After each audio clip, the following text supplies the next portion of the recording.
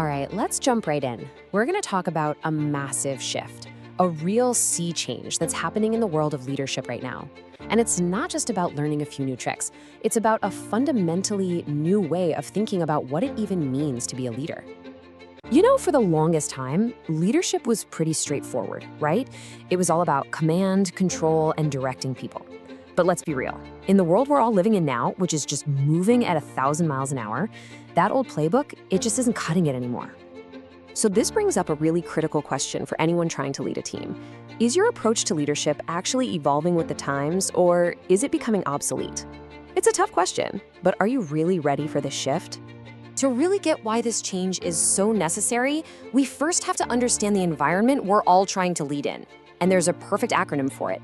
Welcome to the VUCA world. Yeah, VUCA. It sounds a little intense, but honestly, it perfectly captures our current reality. It stands for volatility, uncertainty, complexity, and ambiguity. And this is precisely why those old rules of leadership are just falling apart. So let's unpack that a bit. The V, volatility, that's just the insane speed and turbulence of change. I mean, think about Blockbuster, a total giant, right? And then, almost overnight, streaming technology made them irrelevant. That's volatility. Then you've got U for uncertainty. We just can't reliably predict what's around the corner anymore.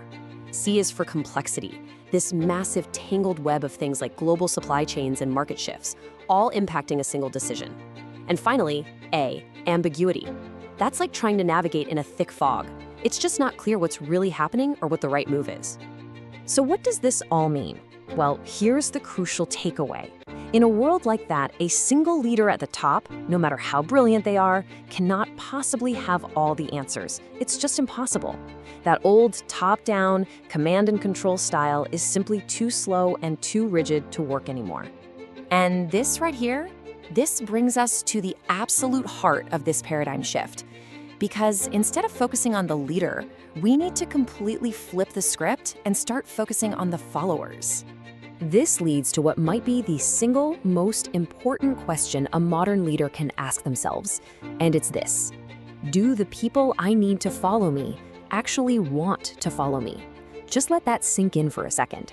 It's not about whether people have to follow you because of your title, it's about whether they want to. That distinction is a total game changer. And this shows you the huge difference. On one side, you've got compliance. That's when people do what they're told simply because it's their job. It's a transaction, and you know what you get: the bare minimum.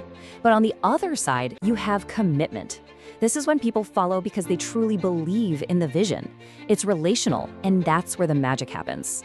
That's when you get their discretionary effort, the extra stuff that really drives amazing results.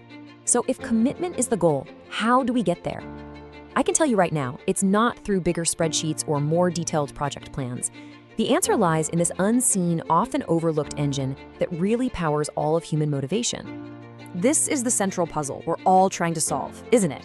What is that one thing that transforms someone from a compliant employee into a committed follower who genuinely wants to be part of the journey? And you know what? The answer isn't some complicated business school theory. In fact, it boils down to just one powerful, fundamental human force. That's it: emotion. It's the key that unlocks genuine followership. It's what allows people to follow you not just with their heads, but with their hearts. People don't commit to strategies. They commit to people and to purposes that make them feel something. Okay, so knowing emotion is the key is one thing, but what do you actually do with that information? How do you actually lead that way? Let's get practical and see how this idea can be put into practice. It really breaks down into 3 core actions. First, you have to understand emotions, starting with your own and then your team's. This is all about emotional intelligence.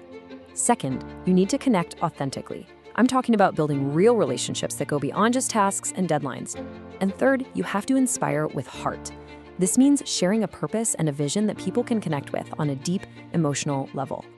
And that right there, that's the shift. It's a move away from just managing a to-do list and checking off boxes, and moving toward connecting with and inspiring the human beings who are going to bring that list to life. That is the true heart of modern leadership.